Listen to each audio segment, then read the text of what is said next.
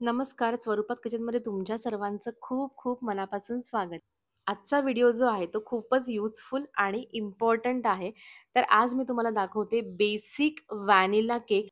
त्यामुळे केक करताना बऱ्याच चुका होतात.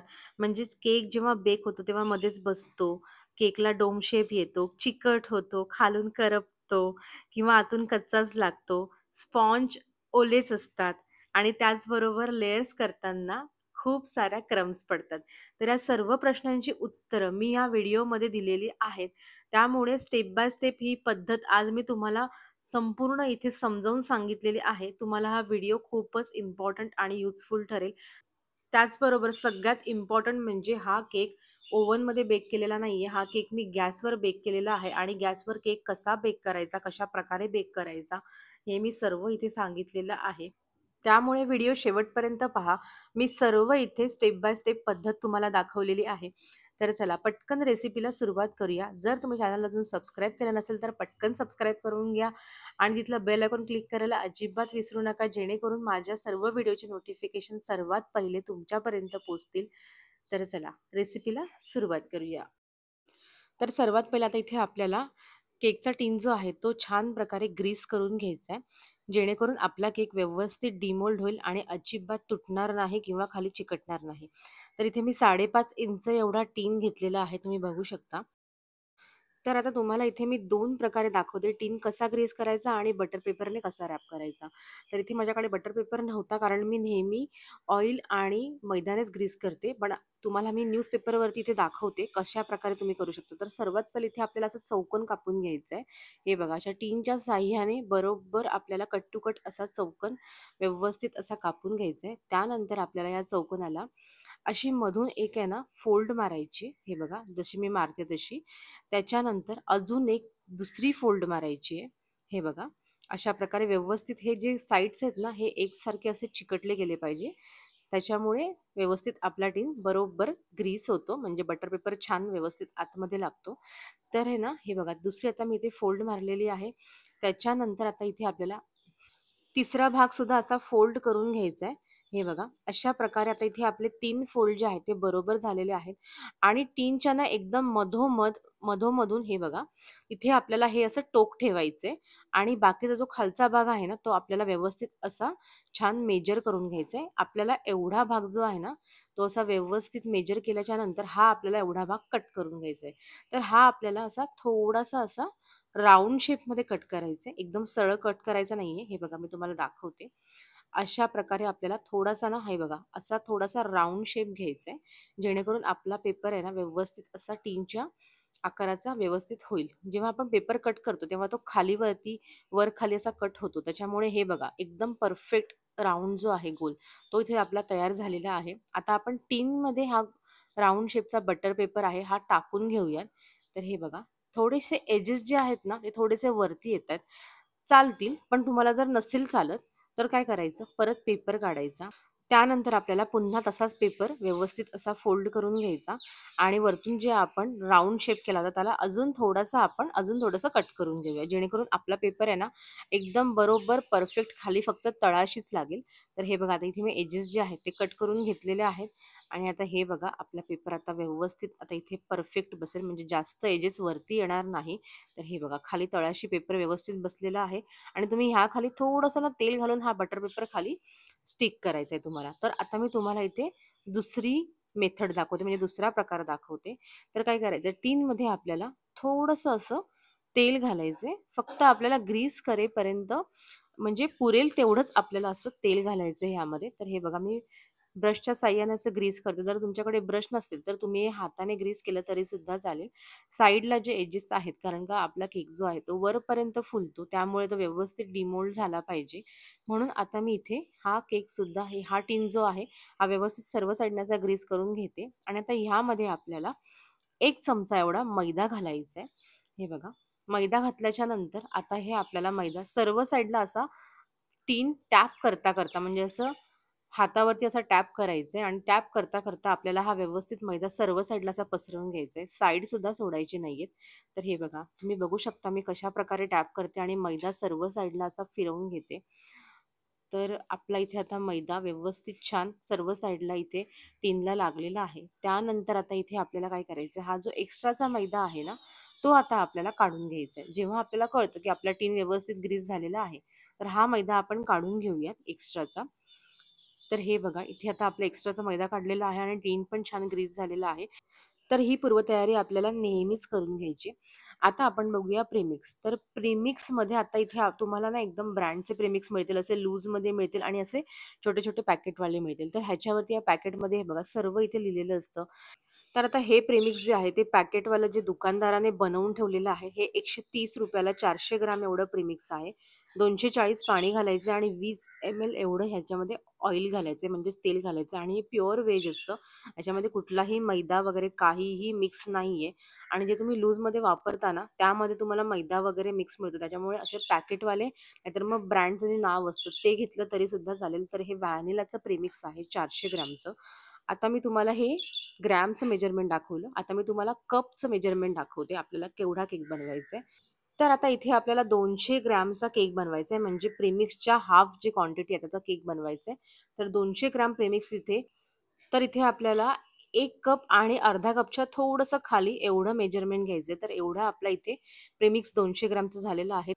तुम्हाला मी ते वजनी आणि ग्रॅम दोन्हींचं प्रमाण जे आहे ते व्यवस्थित इथे डिस्क्रिप्शन बॉक्समध्ये टाकून देते, जेणेकरून तुमचा केक अजिबात चुकणार नाही. तर आता इथे मी घेतलेलं आहे 200 ग्रॅम प्रेमिक्सला 10 ml एवढं तेल, म्हणजेच 1.5 चमचा एवढं तेल इथे आपल्याला लागणार आहे. तेल हे बघा मी 1 चमचा पहिला घेतलेला आहे आणि नंतर इथे अर्धा चमचा घालून घेतलेला आहे. आता तेल तुम्ही नॉर्मल जे आपण भाजीला वापरतो किंवा त्याच्यामध्ये वास वगैरे नसायला पाहिजे, अशा प्रकारे तुम्ही इथे फॉर्च्यून वगैरे सनफ्लॉवर असं तेल वापरलं तरी सुद्धा चालेल. आता ह्यामध्ये मी घेतलेलं आहे पाणी. इथे मी 120 ml एवढं पाणी घेतलेलं आहे आणि अर्धा कपच्या थोडंसं वरती पाणी आहे. तर हे आपल्याला थोडं-थोडं घालून आहे ना, असं व्यवस्थित बॅटर असं मिक्स करायचं एकदम पाणी घालू नका, नाहीतर ना बॅटरच्या आपल्या म्हणजे प्रीमिक्स जे आपण घातलेलं आहे त्याच्या गाठी होऊ शकतात. तर हे बघा अशा प्रकारे मी स्पॅच्युलाने हे असं मिक्स करून घेते, जेणेकरून आपल्या गाठी पडणार नाही. तर हे बघा आता थोडंसं मिक्स झालेलं आहे. आता ह्यानंतर आपल्याला उरलेलं पाणी जे आहे ते घालायचं आता सर्वात इम्पॉर्टंट टिप म्हणजे आपल्याला इथे कसंही मिक्स करायचं नाहीये बॅटर. आपल्याला कट अँड फोल्ड मेथडने इथे मिक्स करायचं. तर हे बघा अशा प्रकारे स्पॅच्युला गोल फिरवून मधून त्याला असा कट करायचंय. हे बघा अशा प्रकारे गोल फिरवून परत मी असा मधून कट मारतीये. तुम्ही बघू शकता मी कशाप्रकारे स्पॅच्युला फिरवते. त्यामुळे आपलं प्रीमिक्स आहे ना व्यवस्थित मिक्स होतं. त्याच्यामध्ये जे एजंट्स असतात बेकिंग सोडा, बेकिंग पावडर ह्याला अजिबात धक्का लागत नाही किंवा व्यवस्थित ते छान डिस्टर्ब होत नाही. तर ते व्यवस्थित आपला केक छान बेकसुद्धा होतो. तर हे बघा इथे मी व्यवस्थित असं हे बॅटर जे आहे ते कट अँड फोल्ड मेथडने असं मिक्स करते आणि तुम्हाला हे असं कंटिन्यू करायचंय. अजिबात घाई करायची नाहीये बॅटर मिक्स करताना आणि खूप जोरजोरात हे बॅटर हलवायचं नाहीये. तर हे बघा आता इथे आपलं केकचं बॅटर जे आहे ते व्यवस्थित तयार झालेलं आहे आणि हे बघा कन्सिस्टन्सी बॅटरची आणि बॅटरमध्ये अजिबात कुठल्याही गाठी वगैरे राहिलेल्या नाहीयेत. एकदम स्मूथ आणि सिल्की असं आपलं इथे बॅटर तयार झालेलं आहे. आता ह्यामध्ये आपल्याला घालायचं आहे थोडासा पायनॅपलचा एसेन्स. आता जर तुमच्याकडे एसेन्स नसेल तर तुम्ही हे स्किप केलं तरी सुद्धा चालेल, कारण का व्हॅनिला प्रेमिक्समध्ये ऑलरेडी फ्लेवर असतो. तर आता इथे मी घालते थोडासा पायनॅपल एसेन्स आणि ह्या जागी तुम्ही तुमच्या आवडीचा कुठलाही एसेन्स घातला तरी सुद्धा चालेल. तर हे बघा पायनॅपलचा हा असे एसेन्स म्हणजे इमल्शन मिळतं. हे बघा अशा प्रकारे आणि हे पायनॅपल असा फ्लेवर असं वरती लिहिलेलं असतं आणि हे ब्लू डायमंड कंपनीचं आहे आणि हे ₹40 मिळतं. म्हणजेच एका बॉटलमध्ये आपल्याला फ्लेवर आणि कलर हे दोन्ही सुद्धा मिळतात. तर तुम्ही बघू शकता इथे आपलं इमल्शन जे आहे पायनॅपलचं ते इथे तुमच्यासमोर मी दाखवलेलं आहे आणि दुसरा प्रकार जो आहे ते म्हणजे फक्त ती एसेन्सची बॉटल असते. त्यामध्ये फक्त फ्लेवर असतो, बाकी कलर नसतो. त्यामुळे तुम्ही तुमच्या आवडीनुसार हे बॉटल घेऊ शकता विकत. तर हे बघा इथे मी 3 ते 4 ड्रॉप पहिले टाकलेले आहेत इथे. तर आता इथे आपण हे सर्वात पहिले व्यवस्थित असं मिक्स करून घेऊया. त्यानंतर आपल्याला थोड्या वेळाने परत इथे 3 ते 4 ड्रॉप टाकायचे. मिनिमम तुम्ही इथे 7 ते 8 ड्रॉप टाकू शकता. त्या पलीकडे जर तुम्ही टाकलत तर आपला केक जो आहे तो कडू लागू शकतो. तर हे बघा आता इथे मी 3 ते 4 ड्रॉप टाकून व्यवस्थित असं मिक्स करून घेतलंय. पण अजून इथे मी थोडासा फ्लेवर टाकणार आहे. तर हे बघा परत इथे इथे मी टाकून घेते आणि हे पुन्हा एकदा आपल्याला व्यवस्थित असं मिक्स करून घ्यायचंय.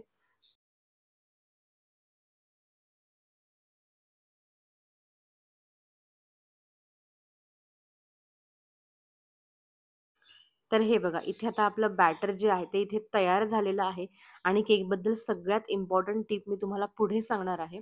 तर आता हे बॅटर आपल्याला लगेचच बेक करायला ठेवायचे.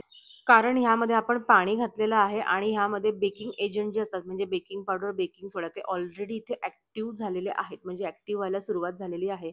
त्यामुळे आपल्याला लगेचच ह्या प्रिपेअर केलेल्या आपल्या टिनमध्ये हे बॅटर जे आहे ते टाकून घ्यायचे आणि शक्यतो स्पॅच्युलाच वापरा. तर हे बघा, इथे मी टिनच्या खाली ना एक ना छोटासा असा नॅपकिन ठेवलेला आहे. तर असं नॅपकिन घ्या आणि स्पॅच्युलानेच हे बॅटर पूर्णपणे काढा. म्हणजे एक्स्ट्राचं बॅटर जे आहे ते बाउलमध्ये राहून वेस्ट जाणार नाही. तुम्ही बघू शकता इथे मी सर्व बॅटर ह्या स्पॅच्युलाने व्यवस्थित असं काढून घेते. म्हणजे आपलं एक्स्ट्रा बॅटर अजिबात उरणार नाही आणि व्यवस्थित आपला केक एकदम परफेक्ट क्वांटिटीमध्ये बेक होईल. तर हे बघा, इथे मी सर्व बॅटर इथे घालून घेतलेलं आहे आणि सर्व साईडने बाउलचं इथे मी काढून घेते. तर इथे आता आपलं बॅटर जे आहे ते सर्व इथे टाकून झालेलं आहे. त्यानंतर तुम्ही बघू शकता वरती हे बघा, एकदम आपलं बॅटर असं इक्वल नाही. म्हणजेच आपलं बॅटर असं वर खाली आहे. आता ह्याकरता काय करायचं, आपल्याला खाली असं छोटासा नॅपकिन घ्यायचं आहे. नॅपकिनवरती हा केक टिन आहे ना, असा वरतून टॅप करायचं. कंटिन्यू तुम्हाला हे असं 2 ते 3 मिनिटं असंच टॅप करायचं, जेणेकरून ह्याच्यामध्ये जे एअर बबल्स असतात ना, ते पूर्णपणे असे बाहेर येतात. कारण जेव्हा तुम्ही लेयरिंग करता ना, तर तेव्हा आपल्या केकची जाळी म्हणजे लेयरची जाळी आहे ना, ती अशी एकसमान नसते. कारण आपलं टॅपिंग जे आहे, केक टॅपिंग हे अजिबात व्यवस्थित झालेलं नसतं. त्यामुळे ती जाळीसुद्धा अशी एकसारखी नसते. तर हे बघा, हे टॅपिंग असं करणं खूपच इम्पॉर्टंट आहे. तर हे बघा, आता मला इथे 2 मिनिटं झालेली आहे कंटिन्यू असं टॅपिंग करून. तर आता इथे आपलं बॅटर जे आहे ते बऱ्यापैकी इक्वल झालेलं आहे आणि तुम्ही पहिलं बॅटर जर नोट केलं आणि आताचं नोट केलं, तर तुम्ही बघू शकता की बॅटर एकदम आपलं व्यवस्थित इथे आहे. आता इथे मी घेतलेलं आहे एक कुकर. तर तुमच्याकडे मोठं पातेलं असेल ते सुद्धा चालेल. तर आता हे कुकर जे आहे ते मी अजिबात प्रीहीट केलेलं नाहीये. आता ह्यामध्ये तुम्ही अशी जाळी ठेवू शकता. जर तुमचा केक खालून करपत असेल, तर तुम्ही ह्यापेक्षा अशी थोडीशी मोठी जाळी इथे ठेवू शकता. जेणेकरून आहे ना, केक खालून करपणार नाही किंवा खूप जास्त ब्राउन होणार नाही. पण मला ब्राउन लेयर थोडी आवडते, त्याच्याकरता मी अशी ही जाळी ठेवते. आता तुम्ही हा कुकर किंवा पातेलं पहिले 5 ते 6 मिनिटं प्रीहीट केलं तरी सुद्धा चालेल. पण मी ती प्रीहीट न करताच करते. आता सगळ्यात इम्पॉर्टंट गोष्ट म्हणजे आपण जेव्हा टीन कुकर किंवा पातेल्यामध्ये ठेवतो, तेव्हा आपली आतमधली जाळी व्यवस्थित आहे का? किंवा कुकर व्यवस्थित आहे का? आणि आपण जो टीन ठेवतो तो असा इक्वल आहे का? हे चेक करूनच तुम्ही ठेवायचं आहे. नाहीतर आपला केक आहे ना, तो वर खाली असा बेक होतो. तर हे बघा, आता मी इथे ठेवलेलं आहे. व्यवस्थित असा टीन चेक केलाय. आपला टीन असा एकदम इक्वल आहे. आता ह्यावरती आपल्याला ठेवायचे झाकण. तर झाकण तुम्ही असं उलटं पण ठेवू शकता, नाहीतर मग असं सरळ सुद्धा ठेवू शकता. तर हे बघा, आता इथे अशा प्रकारे मी झाकण ठेवलेलं आहे आणि आता सगळ्यात अजून महत्त्वाची इम्पॉर्टंट टिप म्हणजे केकला अजिबात मध्ये-मध्ये झाकण उघडून बघायचं नाहीये. नाहीतर काय होतं, केकचं आतमधलं जे टेम्परेचर असतं ते डिस्टर्ब होतं. तर सुरुवातीचे 35 मिनिट आपल्याला अजिबात केकला उघडून बघायचं नाहीये आणि गॅस आपल्याला एकदम स्लो ठेवायचा आहे. तुम्ही बघू शकता माझा गॅस एकदम स्लो आहे. तर 35 मिनिट आपल्याला केक अजिबात इथे उघडून नाही बघायचा आहे. त्याच्यानंतर आपल्याला इथे 3-4 सेकंड करता इथून उघडून बघितलं तरी सुद्धा चालेल. तर हे बघा, आता इथे मी आपले 35 मिनिट झालेले आहेत आणि इथे झाकण गरम आहेत आणि तुम्ही बघू शकता आपला केक व्यवस्थित असा बेक झालेला आहे. त्याला हे जे क्रॅक्स आलेले आहेत ना, याचा अर्थ असा की आपला केक जो आहे तो एकदम परफेक्ट आणि एकदम करेक्ट बेक झालेला आहे. तर हे बघा, आता इथे मी तुम्हाला ना टूथपिक घालून दाखवते. तर टूथपिक आपल्याला कधी पण इथे मध्ये इन्सर्ट करायची. कारण साईडचा केक जो आहे ना, तो ऑलरेडी बेक झालेला असतो. त्याच्यामुळे आता इथे आपल्याला मध्ये टूथपिक घालून बघायची. तर हे बघा, आता इथे मी टूथपिक घालून बघते. आपला केक झालाय की नाही ते आपण चेक करूया. टूथपिक जर क्लीन निघाली, तर हे बघा, आपली टूथपिक एकदम व्यवस्थित क्लिअर आणि नीट आहे. तर याचा अर्थ आपला केक व्यवस्थित बेक झालेला आहे. आता आपण काय करायचं, पुन्हा झाकण ठेवायचे. कारण काय होतं ना, बऱ्याचदा आहे ना, वरतून अशी ना शेड नाही येत छान. त्याकरता पुन्हा झाकण ठेवून आपण एक 5 मिनिटं बेक करून घेऊया. त्यानंतर अशी व्यवस्थित छान अशी मस्त शेड येते.